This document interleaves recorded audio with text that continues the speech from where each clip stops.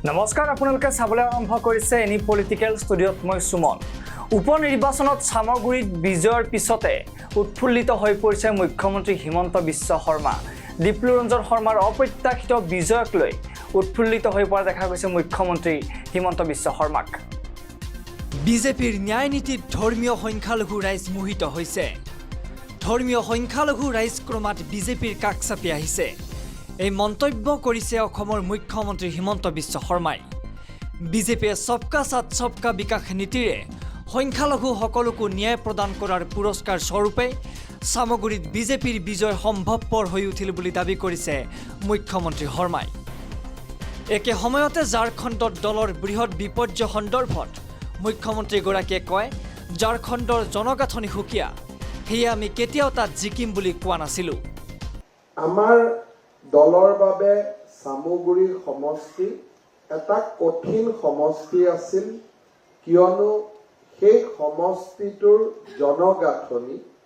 ভাৰতীয় জনতা পাৰ্টিৰ যিসকলে আমাৰ দলক ভোট দিয়ে বা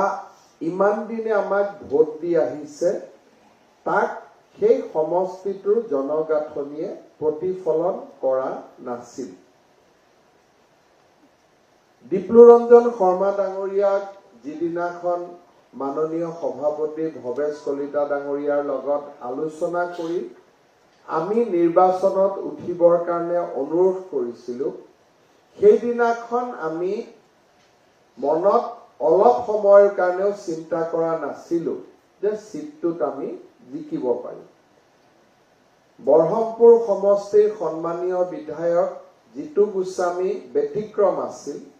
যোনে মোক বাৰে বাৰে কৈছিল যে সামগুৰি সমষ্টিত আমি জয়লাভ কৰিব পাৰিম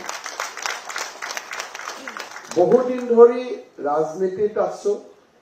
কৰিমগঞ্জ লোকসভা সমষ্টিৰ আমাৰ বিজয়ে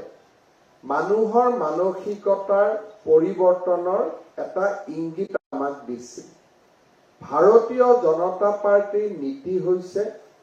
যে আমি কাকো তুষ্টিকৰণ নকৰো কিন্তু ন্যায় প্ৰদানত আমি পাৰ্থক্য নকৰো appeasement to none justice to all আজি যদি আপোনালোকে চাব যায় প্ৰধানমন্ত্ৰী নৰেন্দ্ৰ মোদী ডাঙৰীয়াই যেতিয়া দৰিদ্ৰজনক আবাস দিয়ে তেওঁ সেই দৰিদ্ৰজন কোন ধৰ্মৰ তাৰ বিষয়ে তেওঁ সন্ধান নলয় প্ৰধানমন্ত্ৰী নৰেন্দ্ৰ মোদী ডাঙৰীয়াই যেতিয়া আয়ুষ্মান ভাৰতৰ সুবিধা আগবঢ়ায় তেতিয়া আয়ুষ্মান ভাৰতৰ হিতাধিকাৰীজন কোন ধৰ্মৰ অন্তৰ্ভুক্ত